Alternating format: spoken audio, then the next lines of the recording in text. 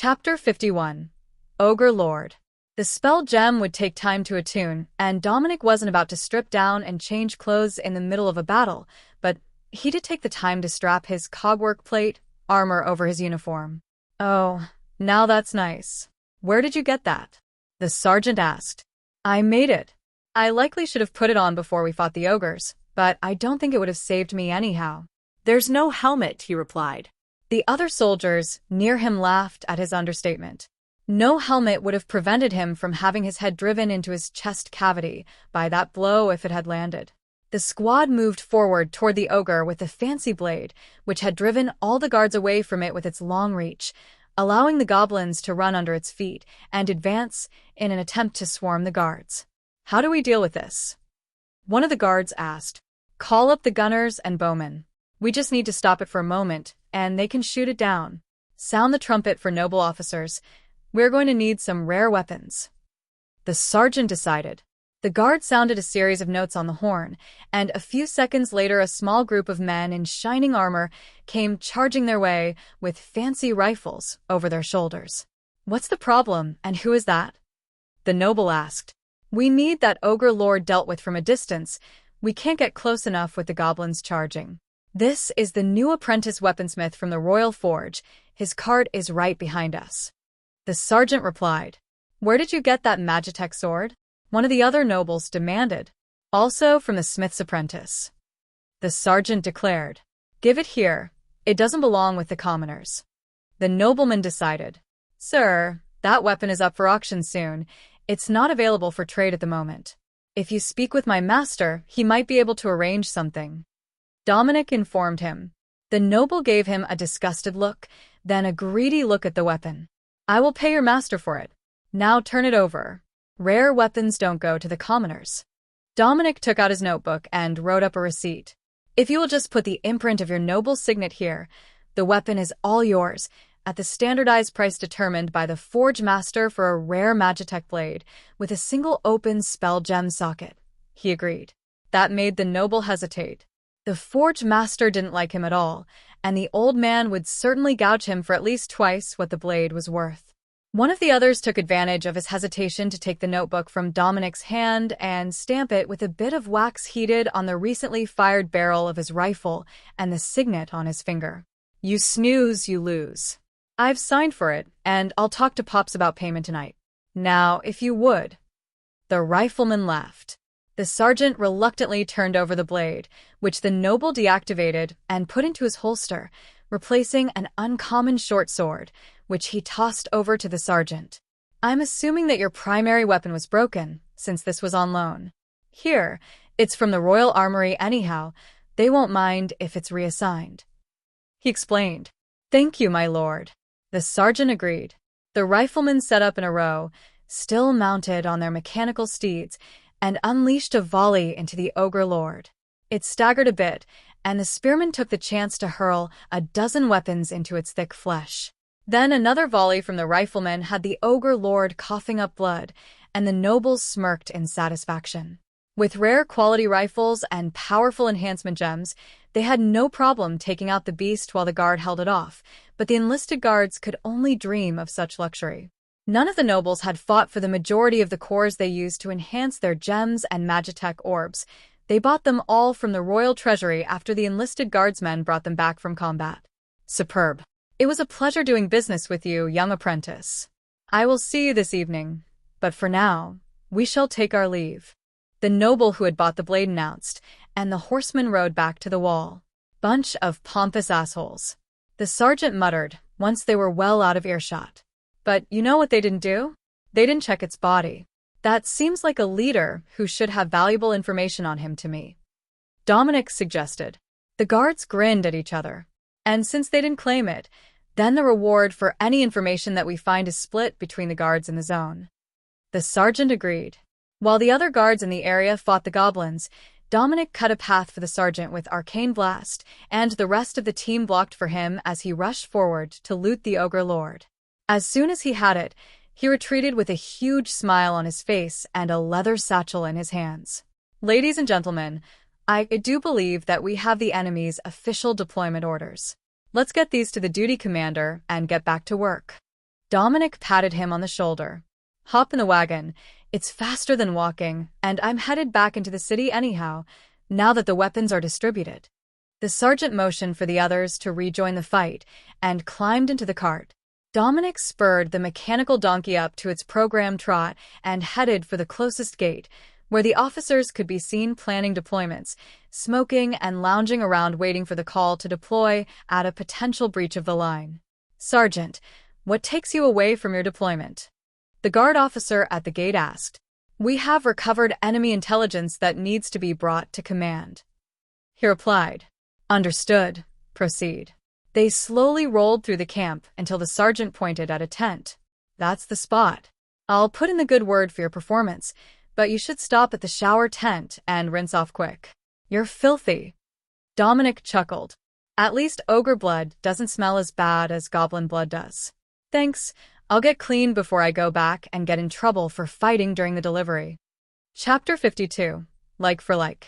Dominic made his way to the shower tent, where they actually had a separate shower for the common soldiers and the nobles, then a third one with attendants for noble ladies' use. Technically 4 showers in total, since there was one for servants as well. Though, Dominic wasn't sure what some noble servant would be doing on the front lines, where they would get dirty enough to need an emergency shower.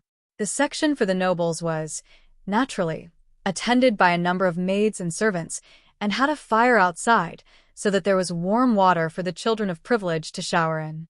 On the other hand, the commoner's version had a cogwork pump which you cranked tight, and then it would pump water for a short time until it unwound.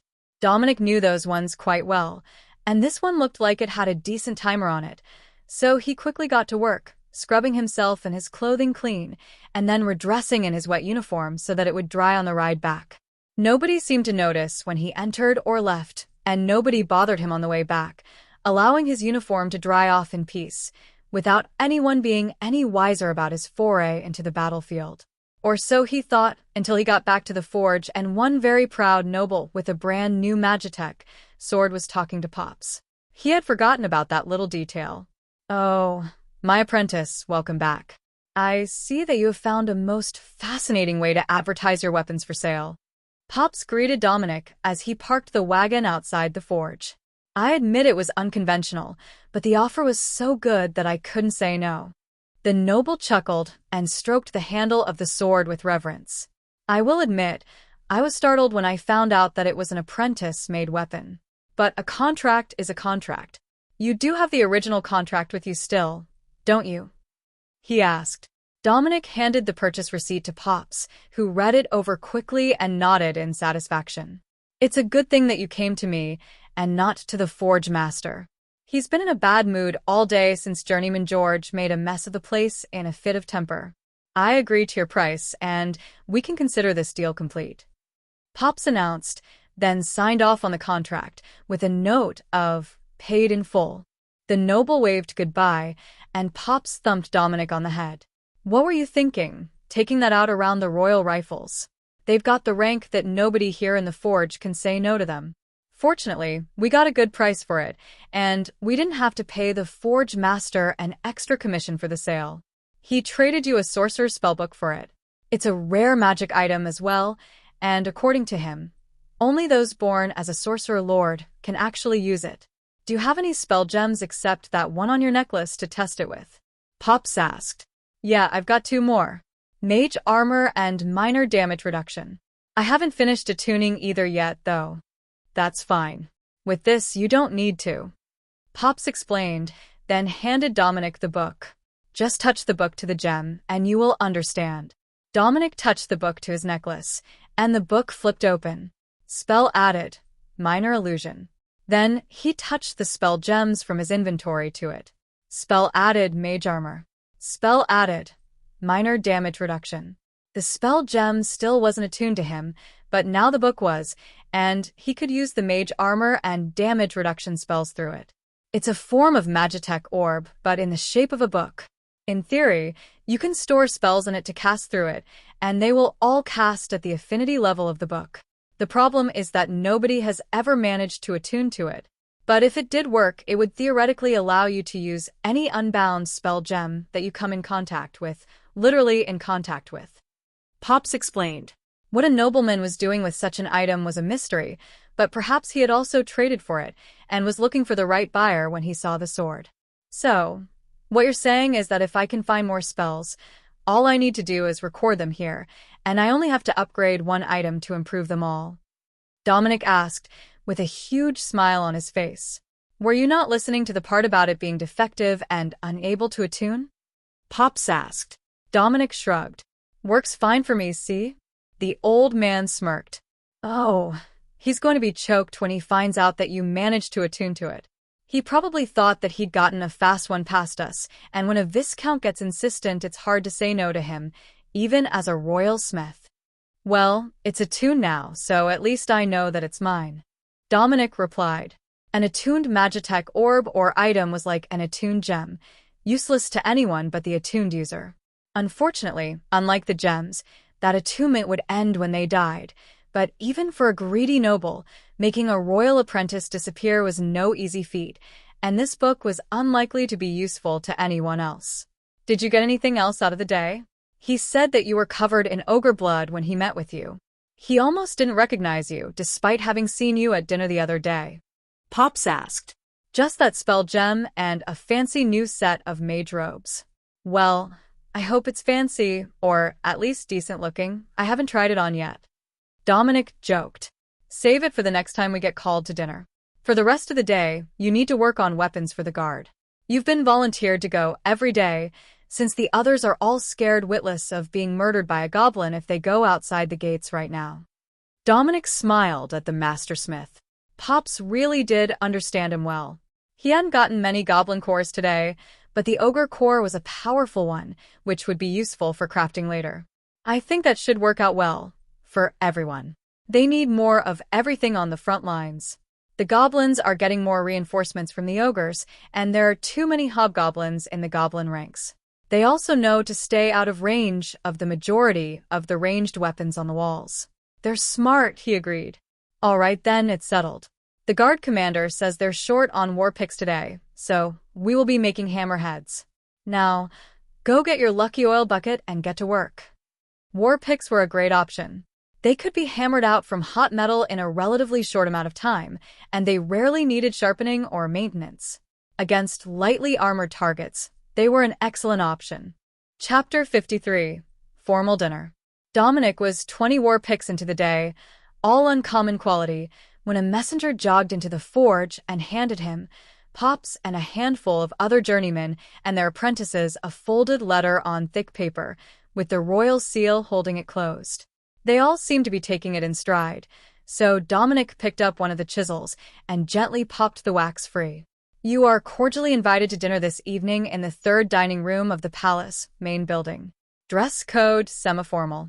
It wasn't signed, but it seemed like everyone who got the letter had gotten the same thing, and they were all preparing to pack up for the evening to get ready. Dinner was in an hour and a half, and they would need most of that just to get clean and changed. Wait before you go. I have to try your lucky oil bucket. One of the other apprentices called as Dominic finished packing away his tools for the evening. Sure, have fun with that, he laughed. There was still plenty of core dust in the oil, as it hadn't been refilled and wouldn't need to be for weeks, but he hadn't put any mana into it after his last creation. There was a nearly guaranteed chance that the apprentice would get a common grade item out of it, but it was unlikely he would do any better. Two smiths came over with their freshly created war picks and dunked them at the same time. Both of them flared with magic from the oil, and both pulled back up as common grade weapons. Damn, it is a lucky bucket. The smiths laughed as they admired the dull black heads of the freshly quenched hammers. And that's why I'm keeping my lucky bucket close. See you gentlemen at work in the morning. Dominic replied, then jogged out of the forge with the bucket in hand. He had limited time to get clean for dinner. An hour later, Dominic was scrubbed properly clean, though he was forced to give up on some of the black under his fingernails, which he thought might never be free of forge soot again, and he was staring at the pile of silky cloth that was his new sorcerer robes. They didn't come with a hat, so he wouldn't be able to hide his horns at all. But he only had one other option for semi-formal, and that was the black robe that he got from the princess, which he wore last time. Dominic might not be a noble, but He didn't want to have people think he only had one presentable piece of clothing. At least not now that it wasn't true. Instead, he styled his hair into a curly mass that made his short golden horns at least a little less noticeable, while keeping the hair out of his face. It went well enough with the robe, but he did have a bit of a mad technomage vibe going on with the mass of curled blonde hair. So, when Pops knocked on his door, he was as ready as he could be. "I brought you a gift. I know how hard it is to get the forge out of your hands, but this will help hide it," he explained as he handed Dominic a small jar of what smelled like paint. "Nail polish. I'm told it's quite fashionable to have golden nails these days," he added. "It's very shiny. Do you think it will be dry in time?" he asked, admiring the shimmering paint. It only takes a minute, so keep the lid on the bottle, or it will dry up on you as well." Dominic nodded and carefully opened the lid, which had an attached brush. I have practiced painting intricate designs." The old dwarf laughed. That was true. He painted them on magical items all the time. But these were fingernails. Not that he cared about the difference, as he held Dominic's fingers in place and quickly coated each nail with shimmering gold paint. "Next hand. Let's get this done so we're not late for dinner. I hear that they want to thank us for a job well done, and that usually means bonus pay." Pops informed him with a wink, and Dominic noticed that Pops was putting on a pair of white silk gloves. That would have been the logical option here. If Dominic had any. "You should have said that I could just hide the mess earlier. I could have spent much less time cleaning and scrubbing," Dominic complained. "You think you could get away with that? I don't. Do you have any cologne? You smell like the alcohol-based scrubbing soaps," Pops asked. "The scrubbing soaps are as close as I have to scented products," he shrugged. "All right, once we get paid, I'll make sure you get a day to go shopping. Being stuck in the palace, we've all got to pretend like we care about appearances more than the average citizen." He sighed. "Well, at least there's a chance of a bonus, and we're almost guaranteed good food again tonight. The palace kitchens really do live up to their reputation." Dominic shrugged. They made their way to the dining room, and Dominic resisted the urge to laugh at the other smiths and apprentices' attempts to look formal. Most of the apprentices didn't own a fancy outfit, so they wore their formal uniform instead. While it technically made the dress code, it felt more like they were working the event and not here as guests. If you turn the dress uniform coat inside out, it has a gold lining that hides all the badges and gives you a splash of color. Then take your black kerchief and fold it in the pocket like this, and you're set. Pops whispered to the group of forge apprentices. "How come he gets such a nice outfit? Is it from the princess? I heard he was escorted to the palace from the battlefield by the royal Lady Alexis on his first day as an apprentice," one of the other apprentices asked. "It's actually a drop item from an ogre I killed," Dominic replied. The boy turned to stare at him, then tripped over his feet and nearly ended up on his face before his journeyman caught him. "Come on now, Rico. I thought you were going to put on your best show and impress the new apprentice with your experience. Where are those slick moves now? Maybe show him your muscles." The journeyman smith taunted his shocked apprentice. "You really killed an ogre?" Rico stammered. "Well, not alone, of course. The guards tripped it with a bola, and I stuck it through the ribs with that Magitech sword you all watched me make the other day." Rico looked a bit pale as he stammered out. "How did you end up fighting ogres during a delivery?" "They broke through the defensive line near the smithy cart. We couldn't let them get to the weapons, so we fought them off before finishing the deliveries." "You're as crazy as the adventurers," Rico sighed, as he gave up on trying to impress the new apprentice. Then he straightened his coat, which was now turned inside out to show off the gold lining, and continued heading for the dining room. The other apprentices smirked, as they knew he was going to try to impress the noble ladies, and the journeyman traded a few coins as they settled the bets on his chances. They entered the dining room and found it nearly empty, with only a handful of guard officers present. The officers smiled at them and waved them over. "Good work, gents. We owe you for the influx of good weapons to the lines. Those uncommon spears have been wrecking the ogres all day long. Are there any more coming?" One of the officers asked. "Not tomorrow. We were making more picks all day today. So you will be getting smashing tools tomorrow, then maybe more spears if you need them, and the boss says yes," Dominic explained. The officer laughed and patted Pops on the back. "Pops, buddy, old pal, you can get us some more of those spears, right? The enlisted men have seen more uncommon magical weapons in the last 12 hours than the last 2 months." He asked in a conspiratorial voice. "I'll see what we can do. But surely weapons aren't all that you need." Pops replied. "True, but we still need a load of them. With this much use, everything is wearing out, and the ogres are hard on weapons." He replied. The others present were mostly from the armorers, along with the master farrier and his apprentice, an odd boy with a deformed face and so much muscle his shoulders seemed to start at his ears. The damage to his face was semicircular, so he had most likely been kicked by a horse while working. That meant he'd worked with real horses. Dominic had only seen one working horse in the last few years. The one at the Wiz family farm. The farms that used animals usually preferred oxen. They were stronger and tasted better when they were too old to keep working. Chapter 54. Mobilization. The entry of the rest of the guests marked the start of the dinner party, a small affair that turned out to be just the Smiths, the guard officers, and Princess Alexis along with royal advisor Morgana, a techno-witch. The techno-witches were an odd bunch. They were somewhat like artificers, but their devices didn't actually work without magic. Instead, they added magic to broken and non-functional items and made them work as intended. Something about that just felt off to Dominic, like they should pick one or the other, either technology or magic. But that was not their way, and the items that they made were powerful.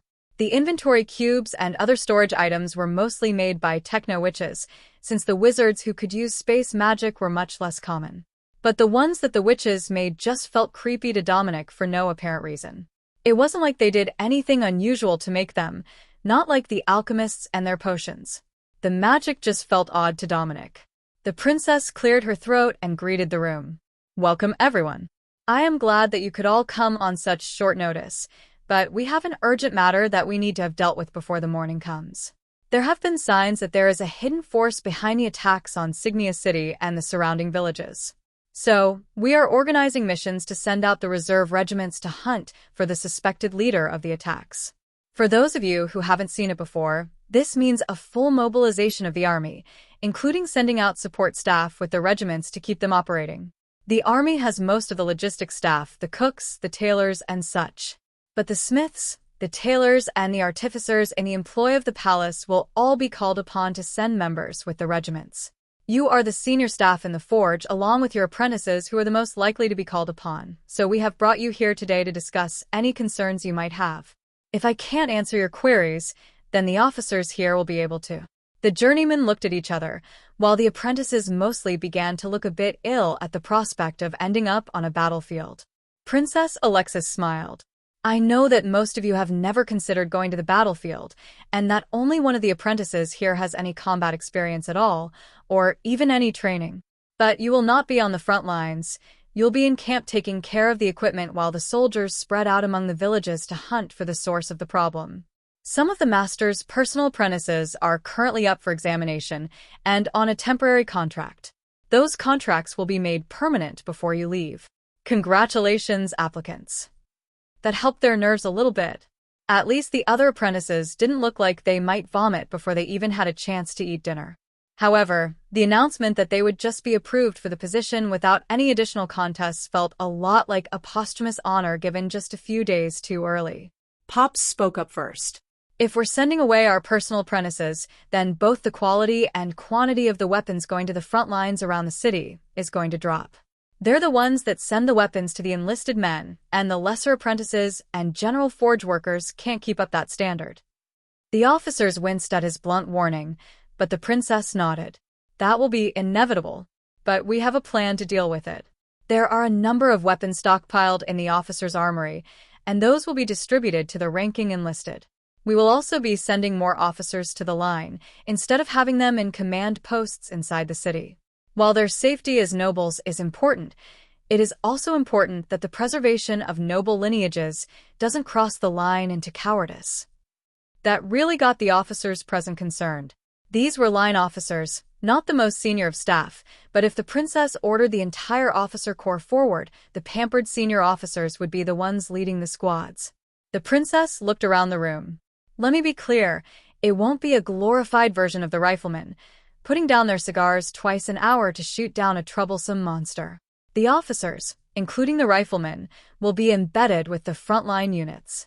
While they're doing that, we are asking that the masters and senior journeymen will take a break from instructing and begin mass crafting for the sake of the army, while their juniors are away assisting the reserve regiments.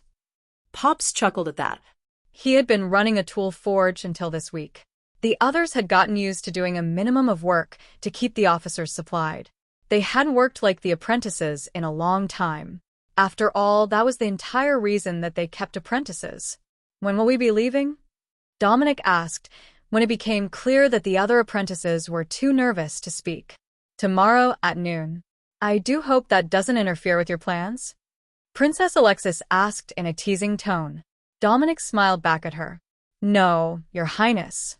I will make the weapons delivery in the morning so that I still have time to make certain that my hair is immaculate for my departure.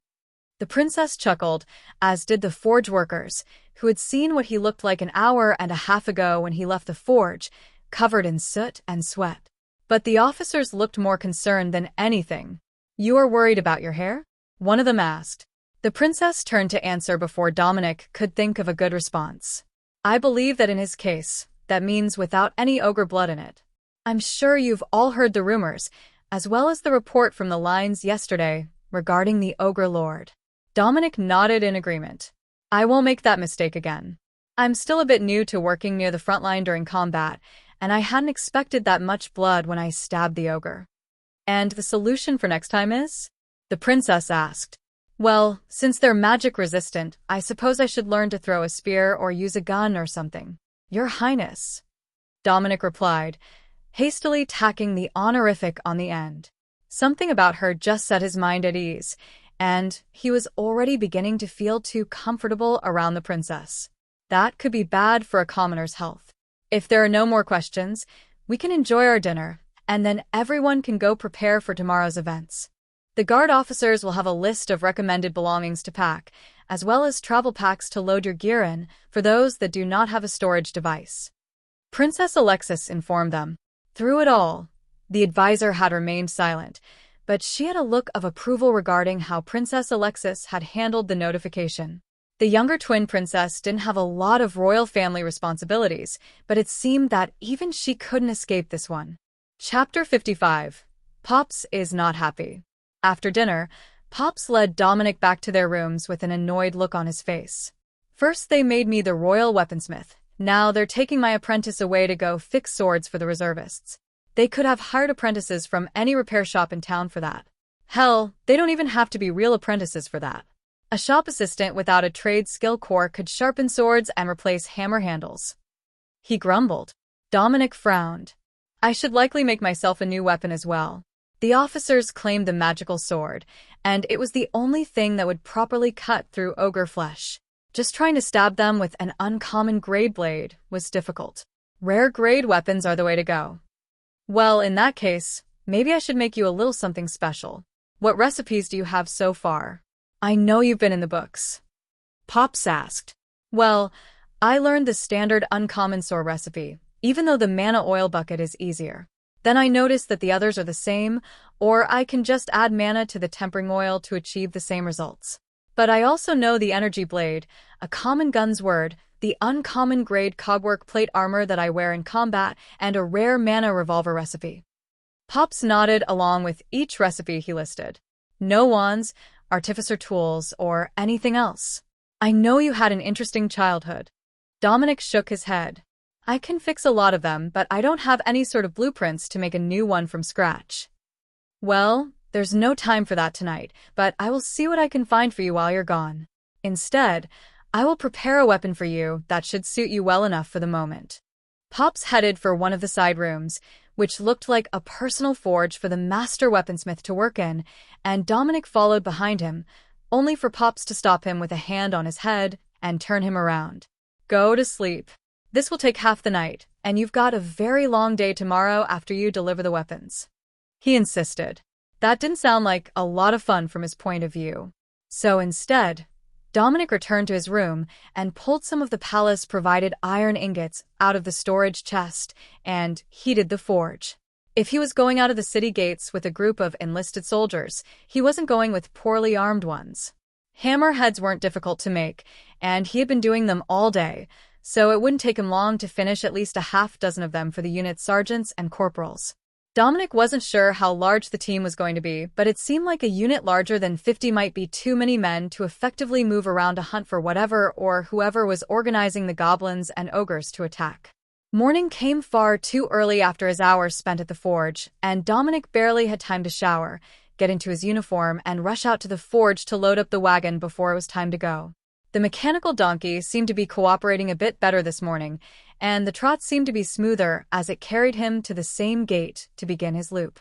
Hammers and picks were faster to make than spearheads because they didn't need a good edge on them, which was the most time-consuming part of the blade-making process. That gave the shipment a much larger number of total weapons and uncommon-grade magical weapons than they had received the day before. The same sergeant was on duty near the gate and flagged Dominic down as soon as he saw the wagon. "What you got for me today, Stabby?" He joked. "War picks. A bit of smashing to go with your stabbing?" "I was planning to head the other way around the city today so that they don't feel left out," he informed the sergeant. "That works for me. Same process as yesterday. I'll toss out the weapons to the ones who need them." "How many uncommon weapons do we have?" he asked. "We've got about 30 of them.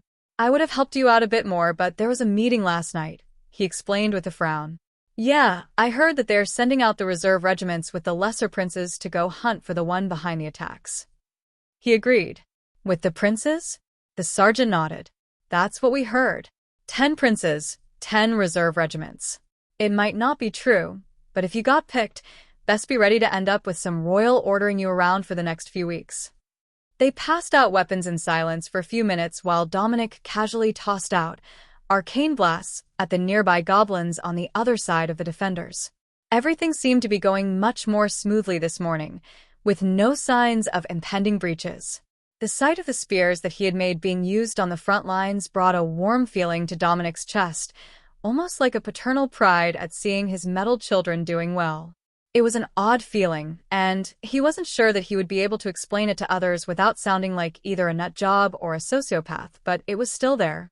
They were almost done the weapons distribution again today when they saw a group of goblins, led by a team of 10 of hobgoblins, running to get in place along the line in front of them. They did the same thing yesterday. They sent those ogres to pick a fight with us, and today they're sending reinforcements to the point just after we should run out of weapons." The sergeant noted. "You think that they recognize the wagon and they're deploying based on where we should be weakest because the whole line can't get improved weapons every day?" Dominic asked. "I think they do. There's only one way to know for sure, though." He decided. "What's that?" "Stop the wagon and pretend we're out of weapons while I have a smoke. If they stop circling the line and charge, then they are waiting for us to finish. If they keep going, there is a chance they were sent to a specific point, which might be an estimation of where we would run out, or might be a weak spot in their attack." The sergeant decided. They paused, and the sergeant lit his pipe to take a deep draw of his cigarette, as if he were on break after doing the deliveries. Just as he had thought, as soon as one of the hobgoblins locked eyes with him and Dominic, they turned to the line and charged, hoping to push through.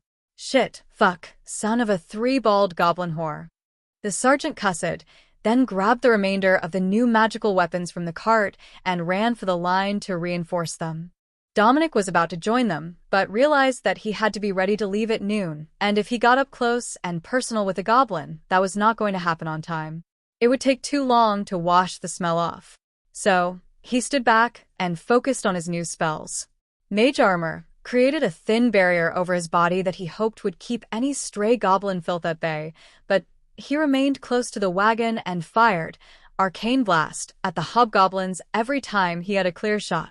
The guards were quickly turning the tables with the influx of replacement magical weapons, and the hobgoblins were becoming frustrated.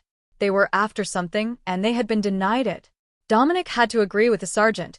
They had pegged the wagon as the distribution system for new and improved weapons, and they were organizing their attacks around it. Dominic stood on top of the wagon to get a better line of sight to the hobgoblins with his spells, but that proved to be a mistake. They mistook his presence as the commander of this unit and began pointing and shouting as he cast spells. The noise attracted the attention of a team of goblin archers, who began to fire arrows at Dominic, mostly landing well short of the wagon, but forcing him to hide inside the wagon's box for a moment until the volley ended.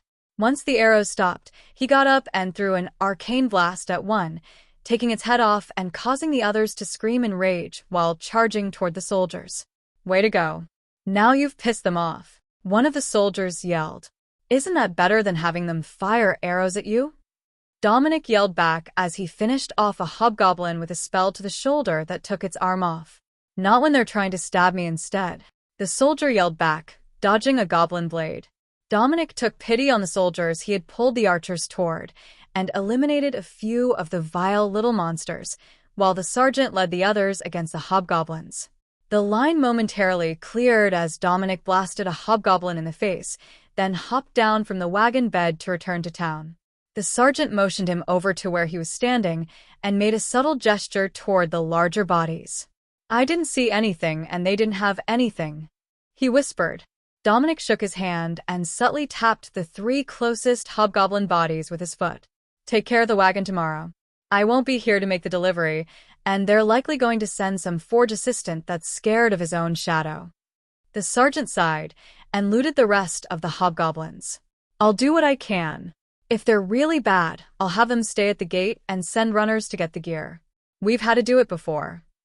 Chapter 56, Stage to Go. Now that things were settling down on the lines, and the extra forces that had come to try to breach where the fresh weapons ran out had been defeated, Dominic turned his wagon back to the city gates. He was going to have to make it back to the smith's quarters in the palace and get everything packed up and ready in 3 hours, then have lunch before the assembly at noon for the forces to head out on their hunting trip. Now that he knew that the majority of the royal princes would be accompanying the groups, it had a wholly different feel than when he thought it was just some reserve guard regiments going on a walkabout in hopes of finding something. They wouldn't send such well-trained and respected members of the royal family out without an excellent reason, Dominic assumed. It might be some sort of test to see if they were qualified for the roles that they were taking on in the future, or even the ones that they held now, but it did seem like the King of Signia was taking the possibility that an outside force was organizing the ogres and goblins against him very seriously. For once, Dominic even managed to return to his room from the front lines without any blood at all on him. But he still went for a shower, enjoying the last hot water he was likely to see for a while, unless one of the rigs had a proper shower rigged up instead of stopping by a river. It wasn't like travel showers didn't exist. The stores even had multiple options in both mechanical and magical heating devices, but for a traveling military group the temperature of the water was less important than the quality, and they didn't want to waste stored water, unless they had a water witch or a wizard with them that could replace it. Once he decided that he smelled decent enough, Dominic packed a few of the scented soaps in his inventory cube and looked around for anything else that he might need. He traded the lucky tempering oil with the oil from the sealed bucket for his traveling forge setup and then double-checked his belongings. It looked like the important stuff was all here. He didn't own enough to have to consider how much would fit in the cube. A few outfits, the tools, and his pile of spare parts and trash drop items came to a little over half its capacity. Today's hobgoblins hadn't given him anything good but the mana cores, but that was enough to keep his forge working with his usual efficiency. Or he could feed them into his new spellbook and start leveling it up. With every spell cast at the same level, he would be at a huge advantage once he had a few more spells and some levels into the book.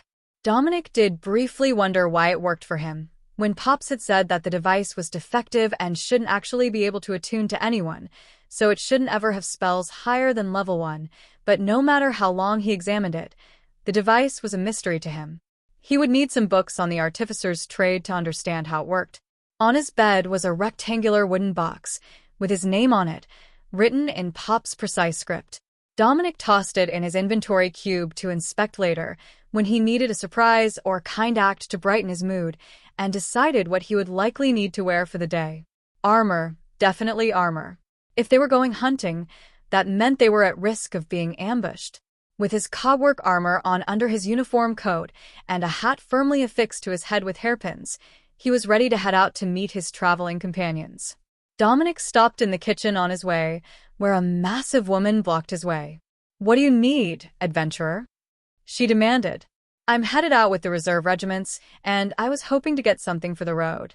I'm Master Weaponsmith Pop's apprentice," Dominic explained.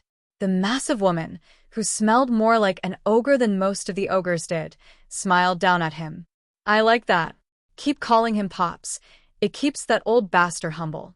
All right, I'll get you a bag full of meat buns so you don't have to starve with the slop the soldiers call stew." The head cook agreed before stomping away across the kitchen. The bag that she returned with would certainly feed a dozen people for the day, and it would take up the majority of the spare space in Dominic's inventory cube, but he could see apples, bread, cheese, and what looked like a whole smoked ham in addition to the large bag of meat-filled steamed buns that had been promised. There. Now you don't need to worry too much about food. You will be in the forge carriage anyhow, so no need to worry about how to heat or cook it. The chef insisted. "Thank you. I won't forget this generosity," Dominic replied. "Then I'll be counting on you the next time I need a knife replaced. You have no idea how much of a pain it can be to go through requisitions." Dominic chuckled. "I think I can save you that trouble. Knives aren't that difficult to make, and I have plenty of practice getting razor-sharp edges on tools, not the hack and slash edges on swords." The kitchen staff waved goodbye to Dominic as he jogged off to the training grounds to meet the teams, but secretly they were all praying that he would be all right. He was much too bubbly to be going into combat, in their opinion. The old soldiers were always hard men who had seen too much and came back bitter and jaded. It would be a shame for a cheerful and helpful young smith to end up like that. On the field, rows of soldiers and carriages were lined up in orderly rows, and there was a palace clerk at the front of each line with a placard indicating what team they belonged to. A staff member greeted Dominic at the front of the field with a clipboard. "Name and department?" he asked. "Dominic Wavemates, weaponsmith," he replied. The staffer checked his clipboard, then pointed down the line. "You're in Group 6 under Princess Alexis. Your carriage is the 5th in line. Check it to make sure that there aren't any essential tools missing. We have had some issues with the apprentices from other departments pilfering the good tools to replace their own." Dominic nodded and headed for his ride. There was a guard standing outside the door, waiting for him to arrive. Apprentice Smith. I'm sure the receptionist warned you. There was an incident this morning. We've been watching the trade wagon since then, but please let me know if your wagon is missing anything." He greeted Dominic. "What other trades are traveling with the reserves? It's a bit uncommon to bring trades with you for a mission." Dominic asked. "We've got a leather worker, technically a shoemaker, to do leather armor and tack repairs, and a witch of some sort that's supposed to be helping with potions." He looked at his list, then shook his head. "Scratch that. No potions for us. Our witch is Advisor Morgana, the techno witch. But that means she can fix the things that shouldn't be reparable in the field, which is better than a few healing potions." That was most likely true, since they had at least a few clerics with them. Dominic could see the church wagon from here, with the white-robed clerics standing out front. One of them was wearing chain mail under his robes and carried a brutal-looking two-handed flanged mace, so the clerics weren't all heels, but that was the primary purpose of their presence. The interior of his carriage was immaculate, with the tools neatly laid out in rows, waiting for him to inventory them and put them away for transit. It had all the good stuff: the magical forge, all the usual tools, a compressed gas torch, a handful of threaded die sets for rebuilding important bolts, and some spare metal if the part couldn't be salvaged at all. Dominic stuck his head back out the window and gave the guard a thumbs up. "It looks like they didn't mess with this one. Everything seems to be where it was left. I'll start putting everything away and let you know if there is a spot left empty that shouldn't be." It was a quick process, and everything was away and waiting for the last of the group to arrive before the official noon assembly time. They were only missing a few people now. Some of the camp supporters were late, and the shoemaker seemed to be missing in action, possibly hiding until after they left so he couldn't be forced to go along. A new leather worker was found a few minutes later, an old cowboy from the saddle-maker's shop, according to his uniform, but he had a gunfighter, trade skill core, and the leathery skin you could only get with decades in the sun. All that mattered to Dominic was that that man could stitch a straighter row than he could so that he wouldn't be asked to do the leatherworker's job as well. Group 6, we're heading out now. Princess Alexis shouted, and with a series of clunks and bangs as the carriages were shifted into gear, they began to roll. Chapter 57. Convoy halted. The route that they were taking out of the city would take them down the road past Aramo's village, and Dominic wondered where exactly Princess Alexis was planning to go look for the enemy leader. Once they got past the village, there should be just a bunch of forest. However, they already knew it was full of goblins, and the problem there hadn't seemed to get much worse, as the villagers were more afraid of the side between them and the city when he left. But the convoy showed no signs of slowing or changing courses, even when one of the late support staff ran up alongside the last wagon and swung on board with a backpack full of whatever they had deemed necessary for the trip. It looked like they had packed far too much in Dominic's mind, but they might know more than he did about what was needed for an extended military campaign. After his parents died, and the village that they lived in was razed to the ground by invaders from across the border, including the hut in the woods that Dominic's family lived in, he had spent a lot of time in the wilderness, camping along the way to various towns which had all proven to be short on work. He had spent years doing odd jobs until he finally reached Signia City a few weeks ago. So, Dominic knew about camping and he knew about long walks, but he didn't know what an army needed to keep them going. Once they reached the forest, Dominic climbed up out of the enclosed body of the carriage and took a spot on the roof, waiting for the first attack to begin. He had been down this road twice recently, and both times there were goblin attacks in the woods. Got bored already? You know, you don't need to keep the armor on or impress anyone while we travel. The driver informed him. I'm expecting a goblin attack any minute now. Last time I was down this road, they attacked right up ahead at the corner. The time before that, the first attack was just after we entered the trees, he explained. Then what are you doing out of the wagon? You should be inside with the steel shutters closed. He laughed. I'm a spellcaster, see? It makes everyone's life easier when I take out goblins from a distance. The driver smiled and nodded. I guess you're not as sheltered as the other apprentices. All right, be sure to give a shout if you see anything that might damage our ride. They didn't have to wait for long. As soon as they rounded the corner, where the front wagons went out of sight in the trees, the sounds of combat started, and the wagons were forced to a stop. You called it. The driver chuckled grimly as he took his shotgun from the holster beside his seat.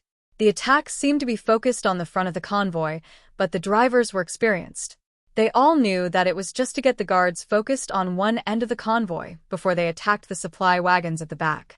But they kept waiting, and the fighting kept getting more intense at the front, which drew more of the guards up to join them, as the goblins intended.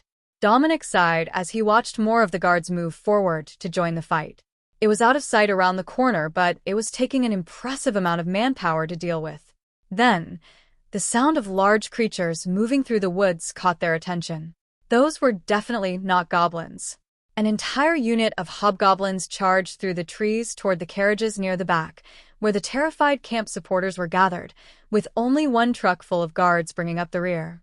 They spread out to block the incoming attacks from both sides of the convoy, and the guns of the drivers began to fire, letting everyone nearby know that they were under attack. Dominic considered his options for half a second and hung a dagger and his saber on his hip, then began to hurl arcane blasts toward the enemy. While he did, he checked the box that Pops had given him this morning. Considering their trade, it might be a valuable weapon. A hobgoblin dropped as his spell hit it in the face, and the flesh was flayed away. Dominic took the chance to take out the box and open it, then stared in confusion at the item inside. It was a scepter.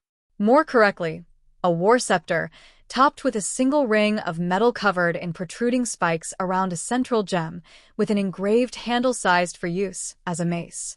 They usually weren't meant to actually hit things with, they were for spellcasters who thought they might be attacked. War Scepter of Power, rare quality magical weapon. Adds a moderate amount of spell power. Increased durability. Dominic smirked at the last line. Pops knew him very well, and had made the scepter extra durable, so he really could bash goblins with it. His next spell tore a huge hole in the chest of a hobgoblin, and Dominic whistled in appreciation for the added spell damage. He really needed an upgrade to the spell power gem that he had gotten from Bella. If he had twice this much enhancement, he would be able to drop the hobgoblins even without a headshot or previous injuries. It was the enhancement gems that made all the difference for the veteran troops.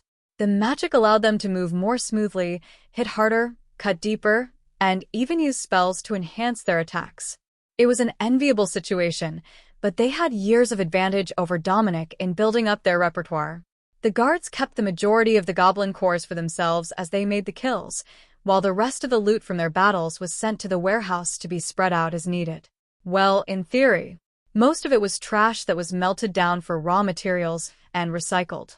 The hobgoblins were stopped by the remaining guards and the combined firepower of Dominic and the drivers, but with the fight at the front still ongoing, it felt like they were missing something important. They had almost all the guards up at the front now, and the fighting didn't seem to be slowing down at all. But none of the remaining members of the convoy could go up to check on them. They were all needed back here in case another attack came. If the fight had gotten any worse back here, they would have had heavily damaged carriages, and Dominic could see that one of them already had a broken spoke that he was going to have to replace before they got moving. Yell if you see anything. I'm going to start making a replacement spoke for that while we wait to see how things turn out, he informed his driver. Got it. I'll keep you up to date as long as you can keep casting those spells. The driver readily agreed. Chapter 58. Those aren't goblins. The sound of the driver's shotgun, followed by dozens more guns firing, was all the warning that Dominic needed to tell him that the fighting around the wagon had recommenced with brutal intensity. The shouting and sounds of steel on steel began seconds later, while he was climbing out the window to move to the roof of his carriage. What the hell? I thought we were under attack by goblins. Dominic shouted at his driver. No time to warn you, just kill them, he replied as he reloaded his shotgun. The pump-action weapon only held 5 rounds, but they were 5 deadly rounds. The downside was that in a long fight, there were long downtimes unless you had a second shotgun and a loader. The group attacking didn't have a single regular goblin in it. Instead, it was entirely hobgoblins with a trio of ogres backing them up. Against an enemy at that level, even the shotguns of the drivers weren't a sure kill, they just wounded the attackers. Focus on the ogres, and I'll work on the hobgoblins, Dominic instructed as he sent an arcane blast into the face of one of the huge green humanoids. Got it. But we're not going to have enough guards here to hold them off forever. The sound of the driver's guns paused again as most of the team had to reload, and the ogres began to push forward, trying to move the guards back enough that the ogres' longer reach could attack the carriages. They knew that if they crippled the humans' mobility, they would be able to encircle them and claim all the loot for themselves when the survivors fled. Horns blared in the distance, the sound of reinforcements that had been drawn by the noise, and for a moment the ogres hesitated. But their numbers were high enough that they were certain they could take care of this convoy and still get the loot before the distant horns reached them. Dominic heard screaming from the next wagon up and realized that the hobgoblins had managed to get past the guards behind him and tear one of the shutters off the camp supporter's carriage. Dominic decapitated a hobgoblin with a well-aimed spell, then smashed the skull of another when it tried to jump onto his carriage. The driver finished it off, and the body fell to the ground, but even more of the creatures were getting past the guards as their numbers increased. Where are they even coming from? There should have been scouts in the woods to send up a warning, but these hobgoblins just keep coming. The driver of the carriage behind them complained over the screeching of terrified workers beneath him. Dominic's driver laughed. Well, that's what we're out here to find out, isn't it? How is your ammunition doing? About half. Then I'll have to get down and start using the sword. Dominic chuckled. No need for that. Hobgoblins are tall, stay there, and they'll come to you. The driver laughed as he continued to fire. Aye, lad, that's the one good thing about being overrun. You don't need to go anywhere to find a target. The non-combatants were gathering their belongings now and preparing to flee as soon as there was a gap in the battle lines. It was Signia's standard procedure to get them out of the way so that the guards didn't have to deal with protecting them during a last stand. It wasn't always possible, but against bandits and smaller numbers of powerful enemies, it worked well enough. They were also still fairly close to the city, and if they could make the tree line around the farms, the guards from the city patrols would see them. They were gathering near the rear, where there weren't any attackers at the moment, and a small group of guards had surrounded them to stop anything from following them. Things were already taking a turn for the worst, as the guards were now pulled to both ends of the caravan, with just the drivers and the apprentices left in the middle. They had a good pair of apprentices, with the gunfighter in the next carriage happily firing out of the open windows at anything that got close to them and Dominic on top of his with arcane blast. It didn't make up for the lack of actual soldiers, though, and the excess hobgoblins were beginning to turn away from the guards to come back to the middle of the caravan, which was now unguarded. They weren't the only ones, though. The sounds of fighting at the front were getting closer, and Dominic could see the golden glow of holy magic being used only a few wagons away, coming in sight around the corner.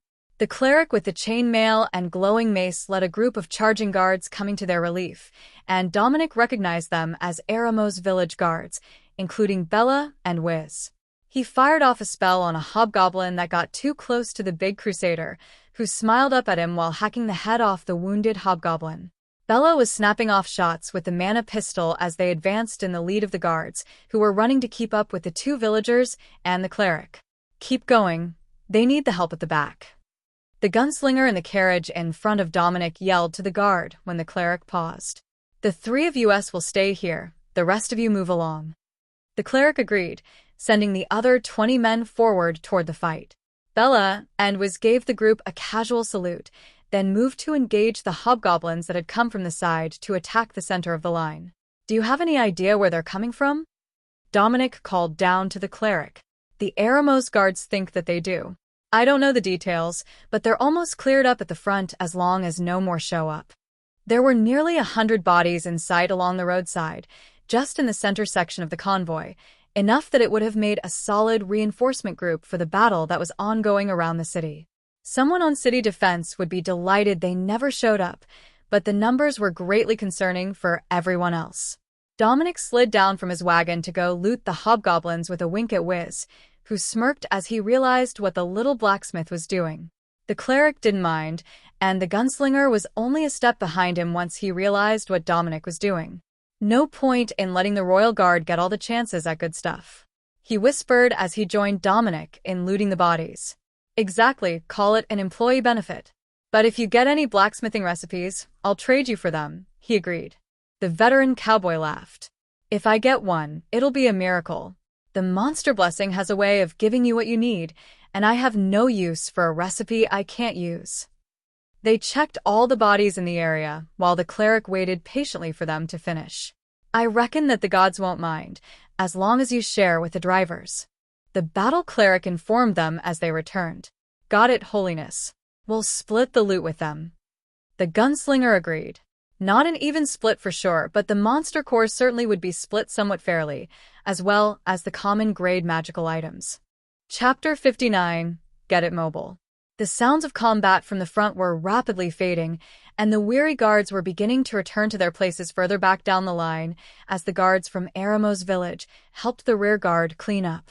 The support staff had returned their supplies to their wagons now that it looked like the fight wouldn't be lost, and the guards were pushing the last of the ogres back away from the passenger carriages. There was a considerable amount of damage to some of the cargo trucks, and Dominic sighed as he realized how much work he had ahead of him. He hadn't even looked at the mess at the front yet, and he already knew he had a half-day's repair work before they would be mobile.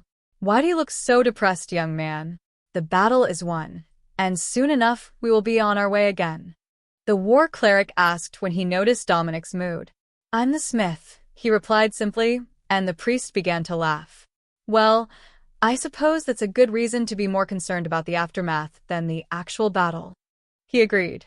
The cleric gave him a consoling pat on the back as Dominic returned to the forge wagon to get the heat going and finish the spoke for the first damaged wagon.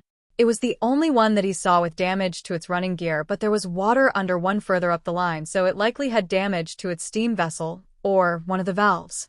There was a small selection of spare valves in the parts bins, so that wouldn't be too bad, but he would get to that after he fixed the wheel. The cowboy swung the door open and smiled up at him.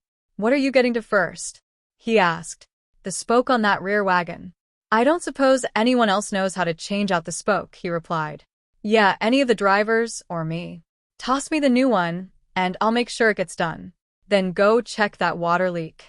We've got the witch with us, and she can make water, so as long as you get it sealed, that's not a problem.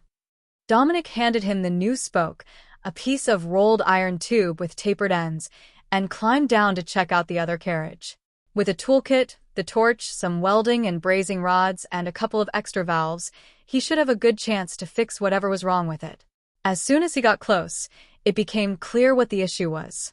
A sword had cut a hole in the side about a meter long, and the boiling water had spilled everywhere. That was easy enough to fix if it was a clean cut.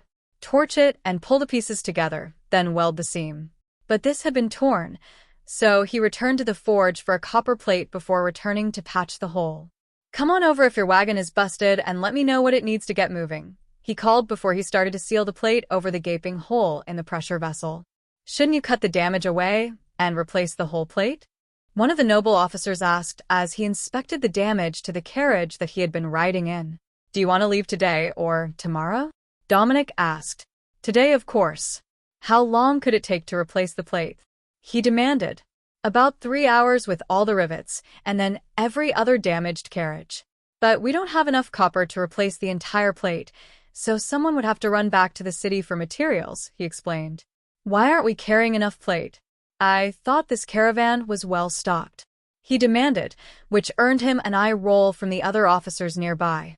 One of them decided to intercede so that the smith could get back to work. "Because the smith is here to patch it and get it running. The specialists in the city will make it pretty again when we get home.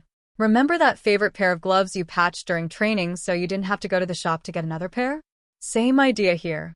By the time the plate was sealed over the hole, both Advisor Morgana and the front 3 drivers had all gathered to talk to Dominic, who was just happy that the damage had all bent inward, so he didn't have to bang and swear too much to get the patch plate in place.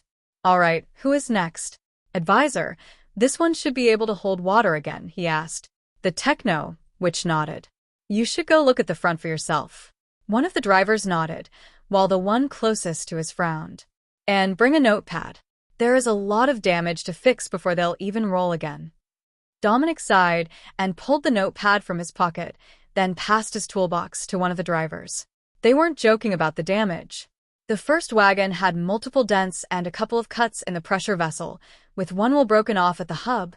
The one behind it had a lot of body damage, but the only thing broken in the drive line seemed to be a pushrod linking the rear axles, while the third carriage in the line was nearly melted to slag. "What happened here?" "The whole control set is gone, and the back of the tank is slag," Dominic asked. "An ogre mage cast a fireball at me. I jumped out the far side, but it hit my seat." The driver shrugged. "Well, that's not field reparable. I can pull the shafts, and we can hook you to the carriage in front of you with a rope, but that's the best it's going to get. Just give me a bit, and I'll mock up a new steering shaft and wheel. That should be enough to get you rolling. Can I get a new seat as well?" The driver laughed. He knew even before Dominic had come to take a look at the damage that it would never run again, and that the whole thing was no better than spare parts now. "Can someone get a jack from the toolbox as well as a spare wheel? I'll get to the front wagon after I get the pushrod and the steering here sorted out," Dominic requested, which sent a pair of guards running. Nobody wanted to be in these woods any longer than they had to be after the scale of attack that they had endured. Even Dominic was rushing through the process, grabbing a broken lever to torch into a set of handlebars for the steering shaft, which turned out to be operational once he cut one melted bracket free and welded a strap over it to hold the rod in place. "There you go, steering, now to find you a seat." "Oh, I know." Dominic laughed, then pulled a supply box and a pillow from the carriage. "Voila, you're good to go. I'll talk to the boss about getting this one swapped out when we get to the village." The driver laughed. You can try that. Maybe she'll listen to you. The princess is extra enthusiastic about killing every monster in the woods right now, especially while she's immobile. Immobile. The driver nodded. An ogre club hit her shield hard enough to break her arm and some ribs. It's all healed, but the cleric told her to keep it in a sling for the day. You'll likely need to take the dent out of her armor as well. She won't be able to get it back on until you do. Chapter 60. Injured Princess. Dominic smiled at the driver and moved to the second vehicle to see if there was anything that he had missed the first time through. The controls all worked, the valves were good, and the pressure tank under the hood was holding pressure. The body was destroyed, the roof was torn away, and a chunk of the floor was bent down by 1/2 meter, but once the pushrod was replaced, it would be able to move again. The old pushrod had also been melted into slag by a fire spell and had melted completely in half, which caused some concern for the rest of the undercarriage, but the flames seemed to have been contained. It was a flaming mall, the driver explained. That makes sense. Your lot had it rough up here. I only had to deal with a couple or 10 dozen hobgoblins and some ogres in the middle of the row. Dominic agreed. We didn't do half bad, but it's not all good news. We will be burying 3 officers and 7 guardsmen. All things considered, it could have been much worse. Hell, even the princess had a close call today. Can you get someone to cut me a log 2 meters long? That will be easier than making a new metal pushrod. Dominic asked, changing the topic. Yeah, that will work. I'll have someone go right away. Do we have the metal to fix it right if we need to? He asked. Yeah, I can make a new rod, but it'll take a couple of hours to get it rolled into shape. If the old one was just bent or broken, it would be no problem to fix it, but I can't bend a puddle back straight. Dominic laughed. But when he looked back at the really destroyed wagon, he got a good idea. The top beam from the box was only bent. He could hammer that straight and use the log to reinforce it. That would be better than either of them separately. While he congratulated himself on his ingenuity and used the torch to cut the desired beam from the ruined box, a log was rapidly procured and holes drilled in it for mounting. With a piece of angle iron strapped to it with a handful of welded-on metal bars, the truck was good to go again. Now it was just the lead vehicle left, and that was going to take some work. Princess Alexis stepped out of the woods as he approached, followed by a servant who was clearly trying to get her to sit down and rest. Blacksmith Dominic. How are the repairs going? She asked. This should be the last one that isn't mobile, but one of the others is going to have to be dragged back to town. There's no fixing it, not on the road, and not at the village carriage works either. It's done for. I will get to your chest plate once I'm done with the truck, though I'm told that it was dented too badly to put back on. Alexis gave him a grim smile and nodded. The arm plates as well, they're nearly flattened, but the straps broke and they came off easy. Dominic nodded. I will have the leather worker fix them then. The princess took a seat on a fallen tree near the road while Dominic worked to get the lead vehicle ready. Advisor Morgana really should be in on this one, since he was a techno-witch that could keep the truck running with pure magic, but the woman seemed to have vanished after coming to check on the back of the convoy, so Dominic couldn't convince her to make his job easier. Their noon start counted for very little by the time that Dominic was finished, and the trucks were all up and running again, ready to finish their trip. The sun was still barely up, and the guards hadn't stopped for a proper dinner yet, which Dominic had every intention of doing the moment that he got to the forge.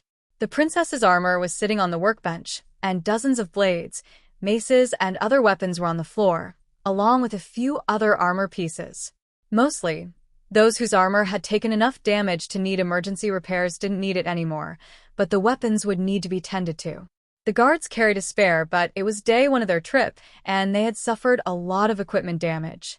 There were a surprising number of bent blades and metal handles, thanks to the immense strength of the ogres, but only a few weapons were outright broken.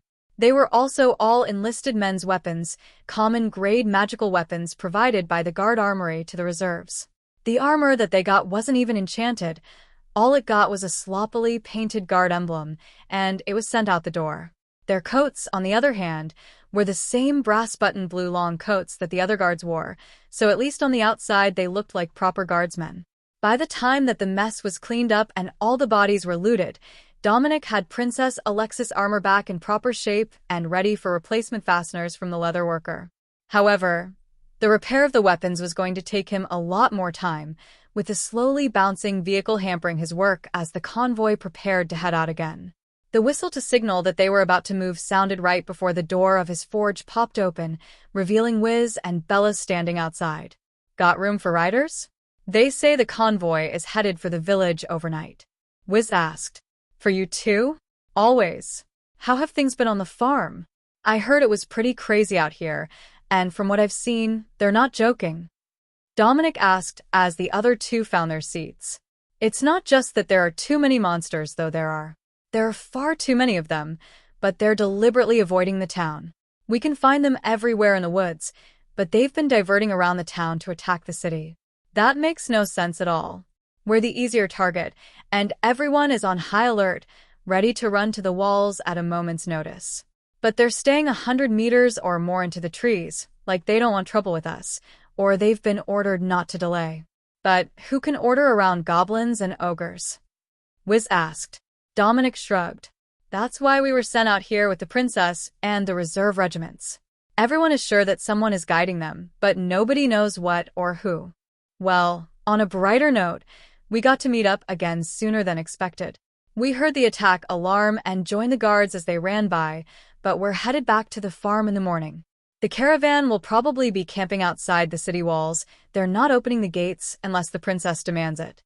Bella added, In that case, enjoy my nice, loud forge. I've got a lot of work left to do. Bella laughed while Dominic picked up the first bent blade to fix, and Wiz began to pump the bellows for him. It's the least we can do for the ride. Your carriage is the best armored because it can't be made of any flammable materials. Wiz informed him with a wink.